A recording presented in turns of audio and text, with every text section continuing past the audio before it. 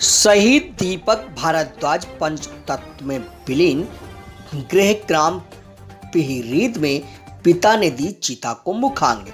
बीजापुर में हुए नक्सल हमले में जांजगीर चांपा जिले के मालखरौदा ब्लॉक के सब इंस्पेक्टर दीपक भारद्वाज वीरगति को प्राप्त हुए थे। आज उनके पार्थिव शरीर को गृह ग्राम पिहरीद लाया गया, जिसे दौरान पूरा क्षेत्र शहीद दीपक भारद्वाज के अंतिम दर्शन के लिए उमड़ पड़ा। शहीद को गार्ड ऑफ ऑनर के बाद सभी ने श्रद्धांजलि दी। शहीद दीपक भारद्वाज के पिता राधेलाल भारद्वाज ने चिता को मुखाग्नि दी। इससे पहले सेना के हेलीकॉप्टर के माध्यम से शहीद दीपक भारद्वाज के पार्थिव देह को रायगढ़ लाया गया, जहां से उनके गृहग्राम के लिए रवाना किया गया। अंतिम संस्कार के दौरान जनप्रतिनिधियों, प्रशासनिक अधिकारियों के साथ बड़ी तादाद में आमजन मौजूद रहे। गौरतलब है कि बीजापुर तथा सुकमा की सीमा से सटे हुए जोनागुड़ा में नक्सलियों और पुलिस जवानों के बीच मुठभेड़ हुई थी, जिसमें 22 जवान शहीद हुए थे। इन्हीं में मालखरौदा ब्लॉक के पिहरीद गांव के सब इंस्पेक्टर दीपक भारद्वाज भी शामिल है। 30 साल के दीपक भारद्वाज का जन्म 6 सितंबर 1990 को हुआ था। दीपक ने 16 सितंबर 2013 को सब इंस्पेक्टर भर्ती की मेरिट सूची में स्थान पाया था। 3 भाई बहनों में सबसे बड़े दीपक भारद्वाज के परिवार में पिता राधेलाल भारद्वाज, माता परमेश्वरी भारद्वाज के अलावा छोटी बहन भावना एवं भाई विकल्प है। उनके पिता शिक्षक हैं। दीपक का विवाह 29 नवंबर 2019 को पांतिका भारद्वाज से संपन्न हुआ था। दीपक शुरू से ही मेधावी छात्र रहे। ग्राम पिहरीद में प्राथमिक शिक्षा प्राप्त करने के बाद नवोदय विद्यालय में उनका चयन हो गया था। बचपन से उनके मन में देश और समाज सेवा का जज्बा कूट कूट कर भरा हुआ था।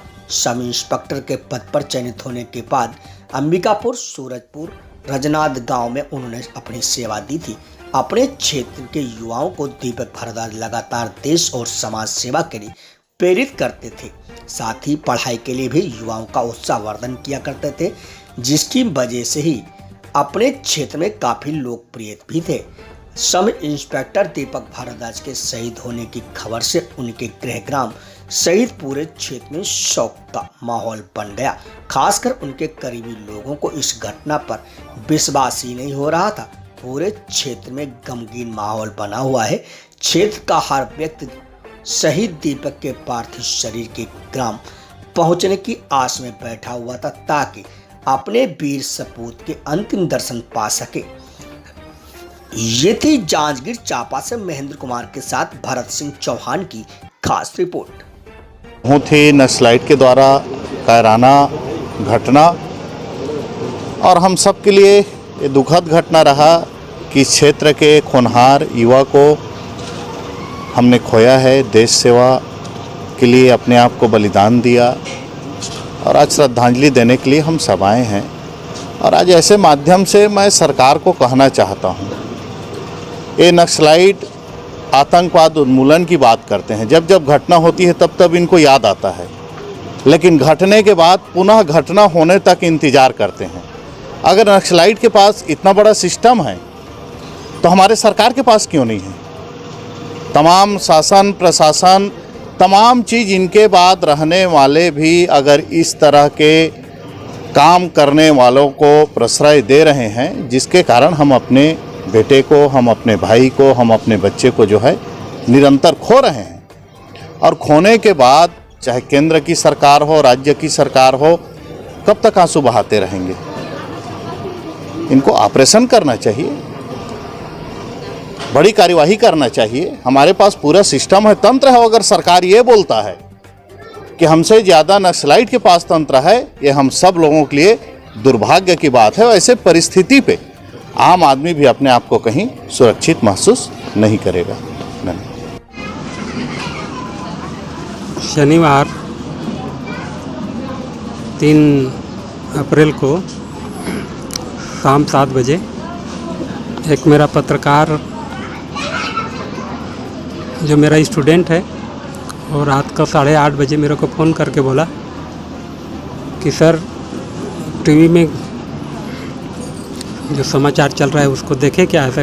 मैं उनको बोला कि मैं तो जांजगीर में हूँ, क्या चल रहा है तो बताओ, मैं तो नहीं देखा हूँ। तो बताया कि बीजापुर में नक्सली मुठभेड़ हुआ है, उसमें पुलिस जवानों की शहादत हुई है और उसमें आपके बेटे दीपक भारद्वाज का फ़ोटो दे रहा है, नाम नहीं दिया है, फ़ोटो दिया है था।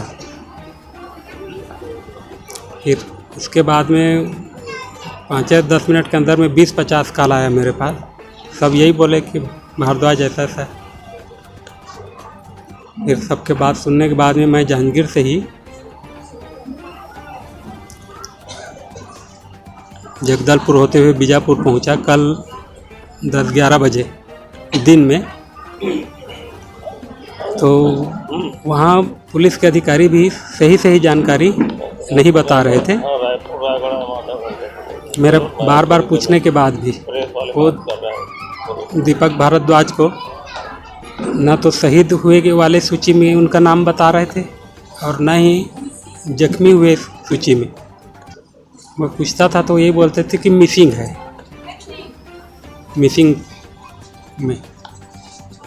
फिर शाम को ना मैं जब एक अधिकारी से जीत करके पूछा और हाथ जोड़ के निवेदन किया तो फिर वो मेरे को बताए कि दीपक हमारे बीच में नहीं रहा,